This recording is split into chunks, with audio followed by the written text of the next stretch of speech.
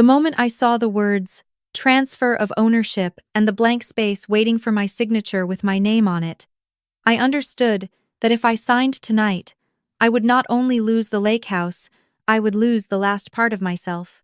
My name is Lena Whitmore. I am 32 years old. I live in a coastal town in the north of England, where rows of gray brick houses line old stone-paved roads, and the sea wind always carries the sharp smell of salt.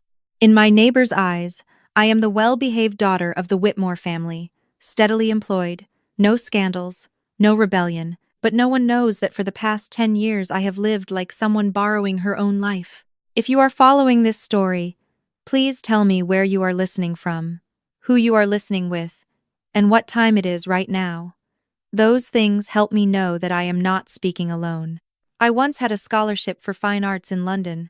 I once wanted to be a painter, but when I was 19, my father said the family needed money. My younger sister Clara needed to attend medical school. My mother cried and said, "You are the older sister, you have to be understanding." And so I dropped out, returned to town, worked at a small insurance company, and sent more than half of my salary home every month. 10 years passed like that. I did not get married. I had no children, no gallery, only bills and my mother's late-night phone calls. "Lena, can you send a little more this month? Clara needs to pay for her internship tuition. Your father is not well." I always answered, "Yes, I will manage." There was only one place in the world where I felt I could still breathe: my grandmother, Rosemary's wooden lake house. She left it to me in her will with just one sentence: "This is the place where you are allowed to live for yourself."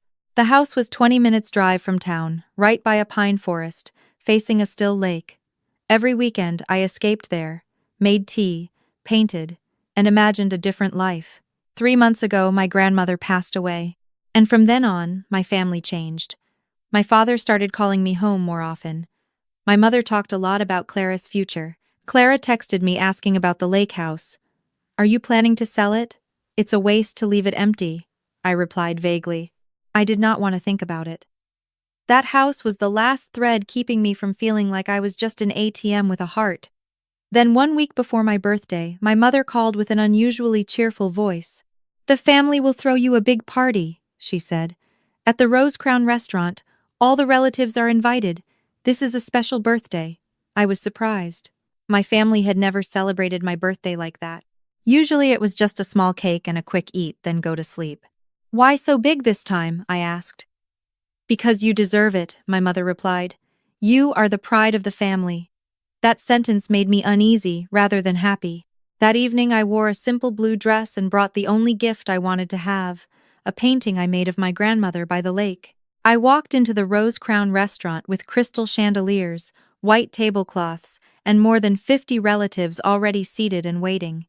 When I appeared, everyone applauded. But it was not a celebratory applause.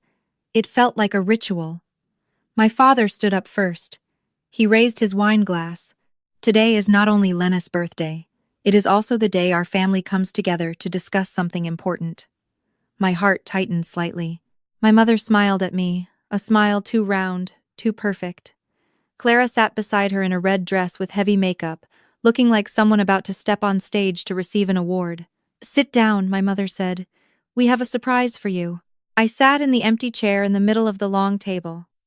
In front of me was a cream-colored envelope placed neatly as if measured down to the centimeter. "Tonight," my father continued, "we will talk about Lena's responsibility to the family." The atmosphere in the room shifted. The clinking of spoons against plates stopped. All eyes turned to me. "Since you were young," my mother said emotionally, "Lena has always sacrificed for us, and now the family needs you one more time." I looked at the envelope. A cold premonition ran down my spine. "Grandma left you the lake house," Clara said. "But right now my clinic needs capital to expand. If you sell the house, the family will get through this difficult period." "This is for the future of the whole family," my mother added. "You cannot selfishly keep it to yourself." I felt like I was sitting in a play everyone had rehearsed except me. "I never said I would sell it," I replied softly. My father placed his hand on my shoulder. "Lena, you are the most understanding one. We trust you will do the right thing." The envelope was pushed toward me. Inside was a stack of papers. I caught a glimpse of the words "real estate ownership transfer." I could no longer hear the music in the restaurant. I could only hear my heartbeat. This was not a birthday party. This was a trap wrapped in gold paper. I looked around. The relatives I had once sent money to were avoiding my eyes. Some nodded as if everything had already been decided. And in that moment I realized something painful. Love in this family was always conditional, and the condition was my sacrifice. I took a deep breath. I did not know what I would do next, but I knew that if I signed those papers, I would not only lose the lake house, I would lose myself. I remained seated, my hands resting on my thighs so no one could see them shaking. In front of me, the cream-colored envelope lay silently like an accusation not yet read aloud. The relatives who had just applauded my birthday were now avoiding my gaze, as if I had done something wrong simply by not picking up the pen yet. My father broke the silence. He pulled the chair opposite closer, sat up straight, his hands clasped together. "Have you finished reading?" he asked, his voice not raised but firm. "Why today?" I asked back. "Why on my birthday?" My mother smiled, but the smile did not reach her eyes. "Because everyone is here today. We do not want family matters to be misunderstood. Doing it in front of everyone makes it clearer." I understood her meaning. They gave me no space to refuse. They wanted me surrounded by eyes, by duty, by the word family. Clara placed her hand on the table. "Do you know how hard I have worked to open this clinic?" she said. "I have not slept for months. Without the money, I will lose everything. And I will lose nothing," I asked quietly. "That is the house Grandma left you." "But she is gone now," Clara replied quickly. "The living matter more." That sentence stabbed my chest. I remembered afternoons when my grandmother sat by the window of the wooden house, her gray hair fluttering in the lake breeze, saying that place was the only place she felt she did not need to please anyone. An aunt stood up at the head of the table. "Lena, you should think bigger. The whole family is watching you. If you keep that house, people will say you are selfish." An uncle added, "Grandma let you stay there because she loved you, but legally it is still family property." I looked around the table. Those who had taken my money when they needed repairs or tuition were now talking about law and bloodline. "I am not saying I will not help," I said. "But I cannot sign right now." My mother shook her head slightly. "You always say you need time, but when the family needs you, you must decide quickly. Does the family need me, or does Clara need me?" I asked. The air grew heavy. Clara turned to me, her eyes red. "Do you think I want this?" she said.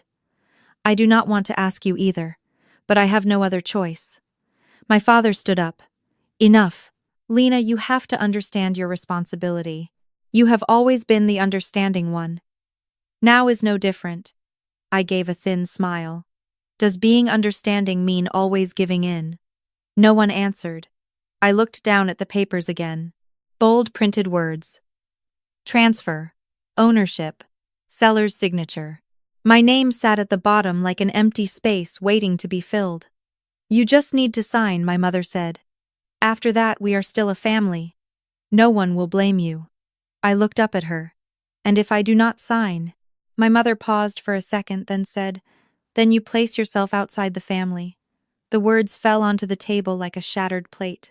I heard the sound of a spoon touching a wineglass somewhere, a small but sharp sound. No one defended me.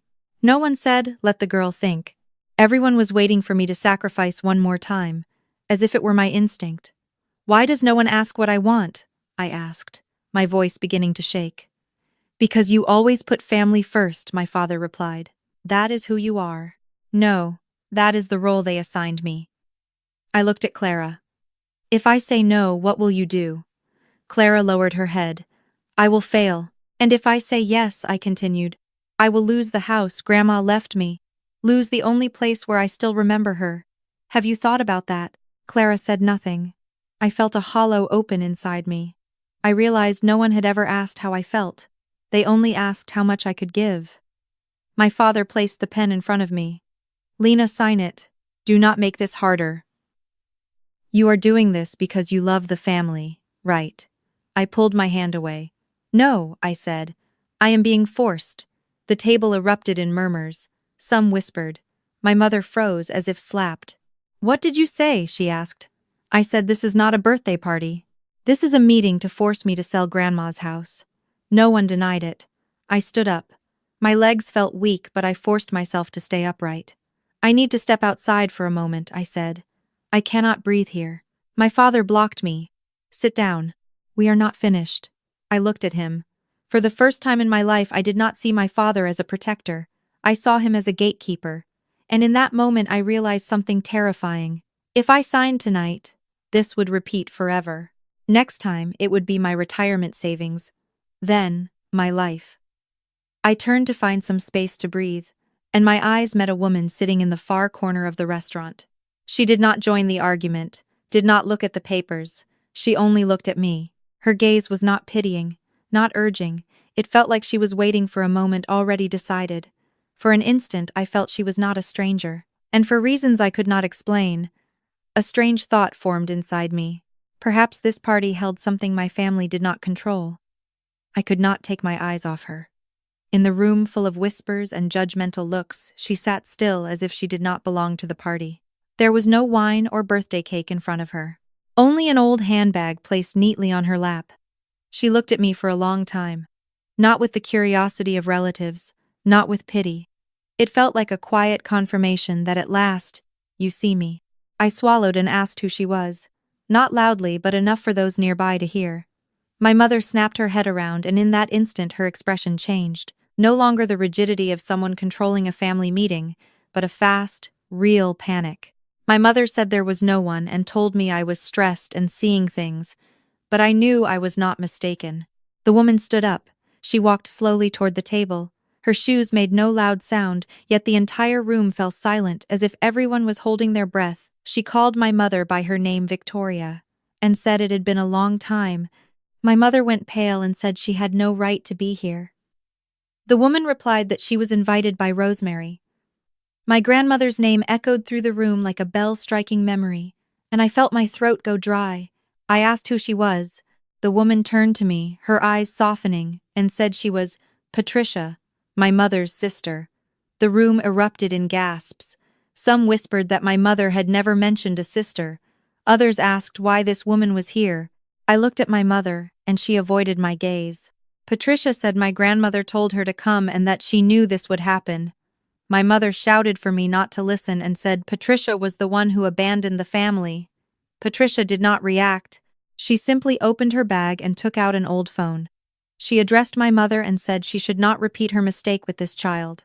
My father jumped to his feet and said she was disrupting a family celebration.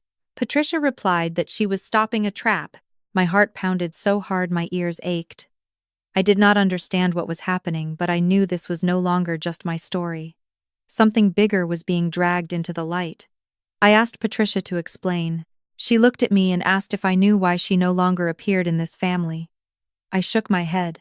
She said because she was once like me, the older sister, the one always asked to sacrifice. The room grew heavy. Patricia said that when she was 22, she had been accepted into an art school in Edinburgh and wanted to sell her inherited land to study, but the family called her a traitor and signed her name on a loan she never knew existed. My mother stammered that it was old history. Patricia replied that it was old, but the script was not. When she found out she was called ungrateful and forced to leave to save the family image, a chill ran down my spine. Patricia turned to me and asked if it felt familiar. I could not answer. She held up the phone and said Rosemary had called her a month before she died and said they would do to Lena what they once did to you. My mother stepped forward and said Patricia was lying. Patricia pressed play. My grandmother's voice filled the room, weak but clear, saying, "If you are hearing this, it means they have begun. Patricia, I am sorry I did not protect you, and this time I will not leave Lena alone." No one moved. My legs felt weak because my grandmother had known and prepared. Patricia played another recording. This time it was my mother's familiar voice saying, "If we do it on her birthday, she will not dare argue, and with relatives there, she will be too ashamed to refuse." Then my father's voice saying, "If she refuses, we will say she is unstable, and with witnesses, it will be easy to challenge the will." Then Clara's voice quieter, but clear, saying, "As long as there is money for my clinic." The room froze. An aunt dropped her spoon. An uncle muttered, "Oh my God." I did not cry or scream. I felt a strange stillness settle over me, as if every piece of my life had finally aligned. This was not a misunderstanding. This was a plan. I looked at my parents, and they did not look at me.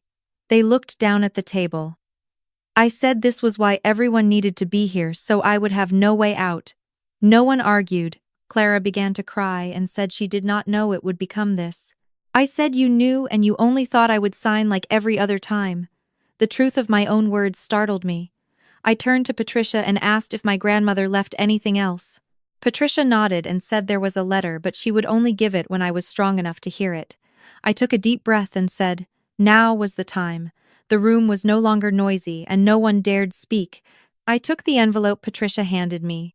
My grandmother's familiar handwriting on it, to Lena. In that moment, I understood this party was not only a family trap, but also the place my grandmother left me an exit. I opened the envelope, and as I began to read, I knew no one in that room could ever return to before. I held the letter without opening it right away. The paper had yellowed, the edges slightly curled as if it had been picked up and set down many times. My grandmother's handwriting was still familiar, slightly slanted and trembling but clear. To my Lena, the room was silent, no clinking cutlery, no background music. The relatives who had been arguing now sat frozen as if afraid a breath would shatter the moment. I took a deep breath and opened the letter. My dear Lena, if you are reading this, it means the family has placed you where I once stood, forced to choose between yourself and what they call responsibility. I am sorry I was not strong enough to end this in my generation. My throat tightened and I had to pause before reading on. Long ago, Patricia wanted to study. She had talent and dreams, but I stayed silent when they called her selfish. I let them take her inheritance to keep the peace. And since that day, I lived with a regret I could never speak aloud. I looked up at Patricia. She stood straight, hands clasped, eyes red but not crying. Lena, you are different from me. You have endured long enough. You were not born to patch the consequences of other people's decisions. The lake house was not meant to save this family from hardship. It was meant to save you from losing yourself. A soft sob came from Clara's direction, but I did not turn because I knew I would soften. The family will say you are ungrateful. They will say you break unity. But unity cannot be built on one person's sacrifice. My hands trembled as I read the last lines. If they force you to sign, remember, love does not need a signature to be proven, and if you must leave to live as yourself, I will walk with you every step. I folded the letter. A strange feeling spread in my chest. Not anger, not pain, but clarity, like a light had been turned on in a room dark for 10 years. I looked at my parents and said she knew everything. She knew you would do this. My mother shook her head and said, do not let a letter turn you against your family. I replied, it was not the letter, but what I heard in the recordings. My father stood and said, we did it for Clara's future. I asked, and what about mine? He did not answer. I turned to Clara crying, makeup streaked, and she said, she did not want it to be like this. She was just afraid of failing. I said I understood, but her fear could not become my lifelong burden. An aunt said Lena was the heir, so she should help the family. I turned and said, for 10 years I have helped. I quit school. I sent money. I gave up my life. How much is enough? No one answered. Patricia stepped forward and said, enough is when Lena is allowed to say no. The words were soft but silenced the room. I placed my grandmother's letter beside the transfer papers, the two lying side by side, like two paths of the same fate. I said, tonight you are not only asking me to sell the house but to keep carrying the family's mistakes. My mother cried and said I was turning them into villains. I said no, I was telling the truth. My father sat down, shoulders slumped. He looked much older, but I no longer felt I had to save him from that feeling. I said, from today I will not sign any papers regarding the lake house, and I will not keep sending money to fix decisions I never made. Some relatives murmured. Some stood to get their coats. Some turned away. Clara stepped closer and asked, are you abandoning me? I looked at her for a long time and said, no, I just cannot live your life for you anymore. She stepped back as if seeing a sister she had never known. My mother reached out, then withdrew her hand and asked, what will you do now? I said, tonight I am going to Grandma's house and I need time. No one stopped me. I took my bag and left with Patricia. The glass doors closed behind us, cutting off whispers and stares. Outside, the night air was cold and damp. I took a deep breath as if my lungs were opening for the first time. Patricia said your grandmother was very brave. I said she was just a little late. Patricia smiled sadly and said, but you arrived on time. I looked toward the parking lot, knowing the road ahead was unclear, but for the first time it was my own road, not one chosen by my family. And I knew that when I left that restaurant, it was not just a party ending, but an old role in my life coming to an end. That night, I did not return to my apartment.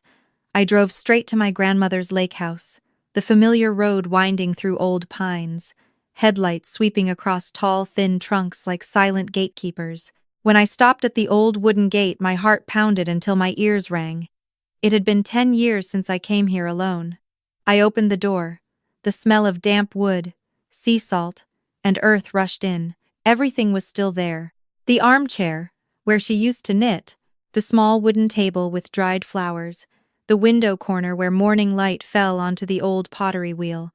I set my bag down and sat on the living room floor. Silence wrapped around me. No accusations, no judgmental eyes.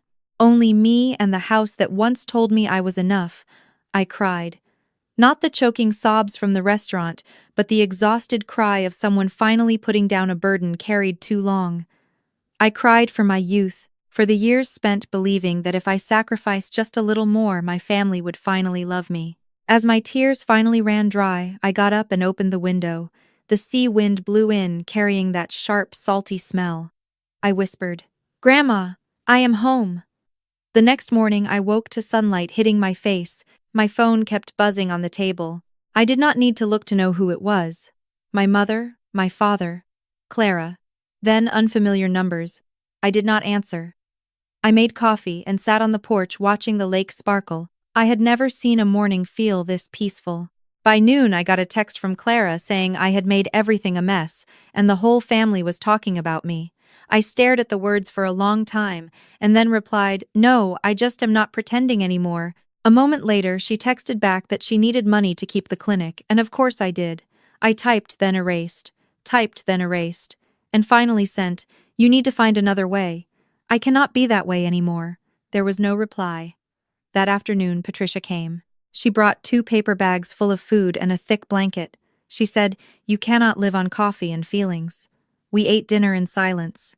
Then Patricia told me about the 20 years she was cut off from the family, how my mother told everyone she was unstable, how she was excluded from family meetings, from the will, from the photos on the wall. Patricia said the hardest part was not losing money. It was being turned into someone who did not exist. I nodded and said, "I understand." She looked at me for a long time and said, "But you are different. You got to see the truth before they erased you completely." That night I slept deeply. No nightmares, no jolting awake at the sound of the phone, only the steady waves outside the window. 2 days later, the rumors spread faster than I expected. A relative called with a voice that was curious and accusing and asked if I knew what my mother was telling people, that Patricia had influenced me and that I was mentally unstable. I gave a dry laugh and asked, "Do I sound unstable to you?" The line went quiet. Then more messages came.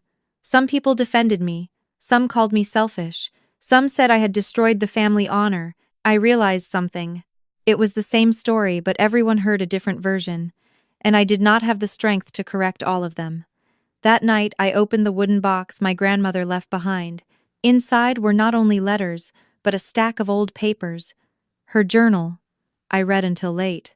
She wrote that Victoria thought control was love, but it was fear. Wearing the costume of responsibility, she wrote, "Patricia was like me, and Lena was too. The girl could not tolerate the mold." I closed the notebook with my hands trembling. I had no doubts left. All of this had been predicted.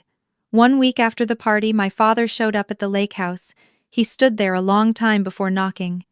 When I opened the door, he looked more exhausted than I had ever seen. His shoulders slumped and his eyes would not meet mine. He said he was not here to force me to sign anything. He just did not know how to talk to me about this. I did not invite him in. I stood in the doorway like an invisible boundary. He said he knew my mother had gone too far, but I had also blown everything up. I said, "You knew the plan before it happened." He stayed silent, and that silence was the answer. I said, "You chose silence, and silence is a choice." He lowered his head and said he thought, if it all passed quickly, I would forget. I said, "But I am not an object. I cannot be moved around for convenience." He sighed and said my mother was falling apart. I asked, "And what about me? Did I ever get permission to fall apart these last 10 years?" He did not answer. Finally, he said he just wanted me to come home. I looked at him and saw a man who had grown used to standing behind his wife, used to avoiding conflict, used to calling that peace. I said my home is here.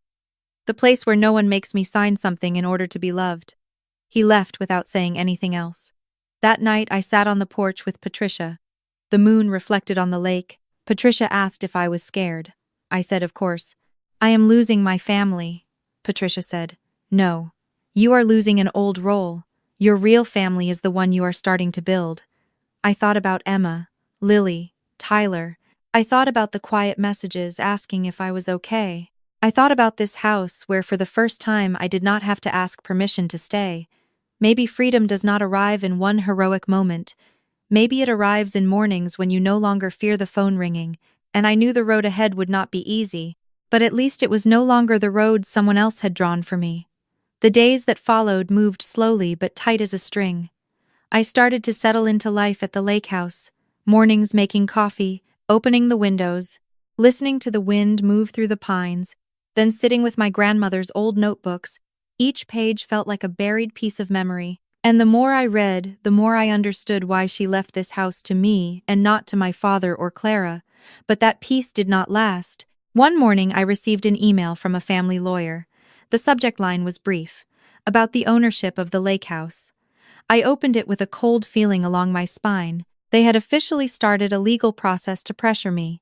The lawyer wrote in a very polite, very neutral tone, but every line suggested I should cooperate for the family's common interest. I was not surprised. I was just tired. I called Patricia. She said they would not stop and I was touching what they believed was theirs.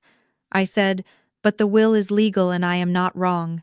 Patricia said, "Not wrong and not attacked are two different things, and I had to prepare." That afternoon I drove into town to see Emma.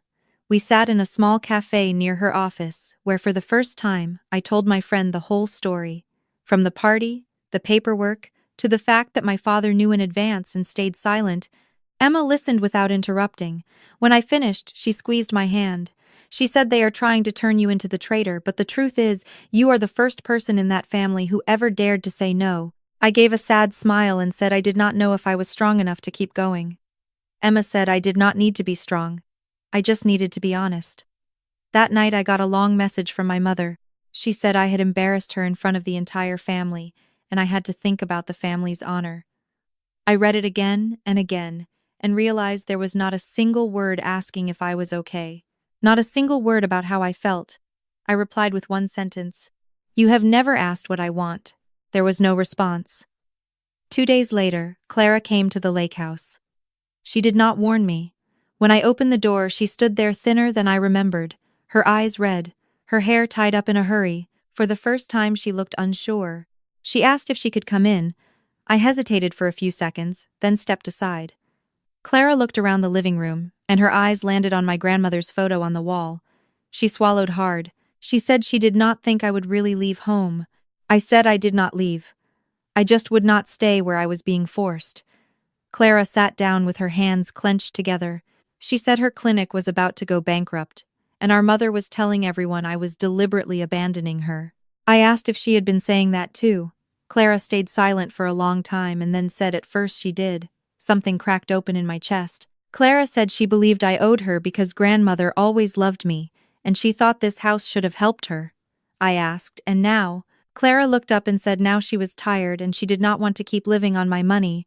For the first time I heard fear in her voice instead of blame. Clara said she was afraid of failing, and if the clinic closed, she would be the perfect child who ruined everything. I looked at my little sister and saw a girl carrying too many expectations. I said I did not hate her. I hated how the family used her to force me. Clara cried into her hands, her shoulders shaking. She said she did not know where she was supposed to stand anymore. I said she could stand in her own place, not between our mother and me. We sat in silence for a long time. No hugging, no neat reconciliation, but no longer a fight. Before she left, Clara said our mother was planning a family meeting this weekend and wanted me there. I asked why. Clara said to make everything clear in front of everyone. I knew it would not be a peace talk. It would be another battle. That night I could not sleep. I went out to the porch and stared at the lake, turned black. I thought about the first party, the envelope, my father's eyes, my mother's voice. I realized if I did not speak my truth, they would keep speaking for me. And I did not want to live inside a story written by someone else. The next morning, I texted Clara that I would come. Not to apologize, but to end a loop that had gone on far too long. The family meeting was held at my parents' old house, the place that used to be the center of every holiday and the place where I learned to stay quiet to be accepted. When I walked into the living room, everyone was there. My parents, Clara, a few aunts and uncles, and the family lawyer. The air was thick like it was before a storm. My mother spoke first. She said, "So you came."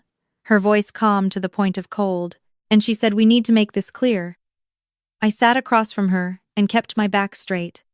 I was not the girl with her head bowed at the party anymore. The lawyer set a stack of papers on the table and said they wanted a peaceful solution. If Lena agreed to sell the lake house, the money would be used to resolve Clara's current financial problems, and the rest would be divided evenly. I said, that was not a peaceful solution. It was coercion written in polite language. An aunt sighed and said I was talking like an outsider, because family means sacrifice.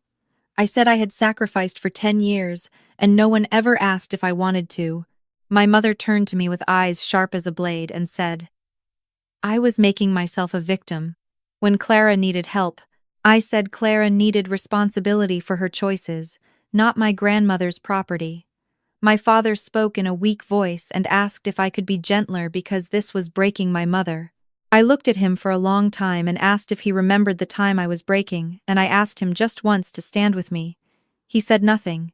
Clara stood up and told everyone to stop. Her voice shook, but it was clear. She said she did not want the lake house anymore. Everyone turned to her. Clara said she had depended on me for too long, and depended on the way everyone always protected her. But she did not want to win by making me lose everything. My mother jumped up and said, it was for Clara's future. Clara said, no, it is for your fear. No one spoke for a few seconds, and I had never seen Clara face our mother like that. Clara turned to me and said she did not need my money anymore, and she would figure out the clinic herself. If she failed, that would be her failure. My throat tightened, not from happiness, but because my sister had finally stepped out of the shadow of expectations. My mother looked at Clara, then at me, and said, the two of us were betraying the family. I said, no, we are leaving the roles you wrote for us. And Uncle shook his head and said, do not expect to be treated as family from now on. That sentence used to be my worst fear, but in that moment I did not shake. I said if being family means trading away myself, then I accept standing outside. The lawyer gathered the papers and said, then there is nothing more to discuss. The meeting broke apart in heavy silence. No hugs, no dramatic tears, only unfamiliar looks between people who used to call each other blood. When I stood to leave, my mother called my name and said I would regret it. I turned back and said maybe, but I will regret my own choice, not obedience to you. I stepped outside and took a deep breath. The sky was gray, but it did not rain. It felt like walking through a door that once closed could never return to what it was. Clara followed me to the porch and said she was sorry she had left me alone for so long. I said I was sorry too for thinking she was the enemy. We stood side by side without hugging, but the space between us was no longer a battlefield. Driving back to the lake house, I realized the family did not break at that meeting.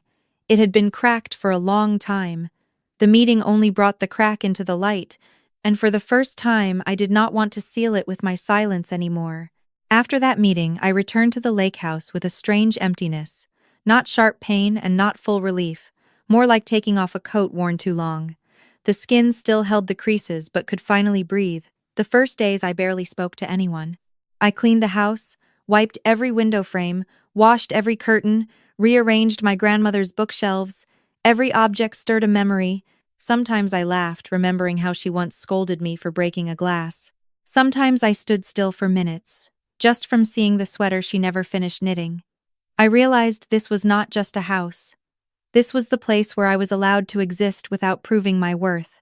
One morning, I received an email from work asking if I wanted to switch to long-term remote work. I read it again and again and replied, yes. It was a small decision, but the first decision in my life I made purely for myself. I started planting flowers on the back porch. Patricia sent me a box of soil and some seed packets. Emma stopped by some weekends with bread and small stories. Lily called me every Thursday night.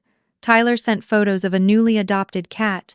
My new family did not share a last name, but they shared one thing. No one asked me to sacrifice myself in order to stay. As for my parents, the silence stretched on. No more rapid messages. No more accusing calls. Only a letter from my father sent by mail. In it, he wrote that he did not fully understand my decision, but he knew I had endured for a long time, and he was sorry for not standing with me when I needed it most. There were no promises of change, no long explanations, but it was the first time he used the word sorry. I folded the letter and placed it in the drawer with my grandmother's journal. Some things do not need an immediate answer. Clara texted me a month later, saying her clinic had closed and she was looking for work at another hospital. The message was short. No complaints, no blame. She wrote that she thought she needed to start over. I replied that I believed she could. We did not return to what we were before, but we were no longer standing on opposite sides. We learned to talk as two separate people, not as two pieces in our mother's game. One evening I sat on the porch listening to the water lap softly against the shore. I opened my grandmother's final notebook, and on the last page there was only one line. A person does not need to be accepted by everyone. A person needs one place where they do not have to ask permission to be themselves. I closed my eyes. For the first time in many years, I was no longer afraid of losing my family, because I understood that family is not a place that forces you to stay through obligation. It is a place you can return to without trading yourself away. If you are listening to this story and standing before a difficult choice, I want you to remember one thing. You are not selfish for protecting your boundaries. You are not ungrateful for refusing to be hurt again. And you are not alone just because you chose a different path from your family. Sometimes growth does not come from keeping everything intact. It comes from daring to step away from what has hurt you for too long. If you are listening this far, and this story makes you think of yourself, leave a comment. Have you ever had to choose between your family and yourself? And if you want to hear more stories like this about people who dare to say no, dare to leave, and dare to begin again, do not forget to like, subscribe, and share this story with a friend who needs it. Maybe you are standing at the doorway of a new life too.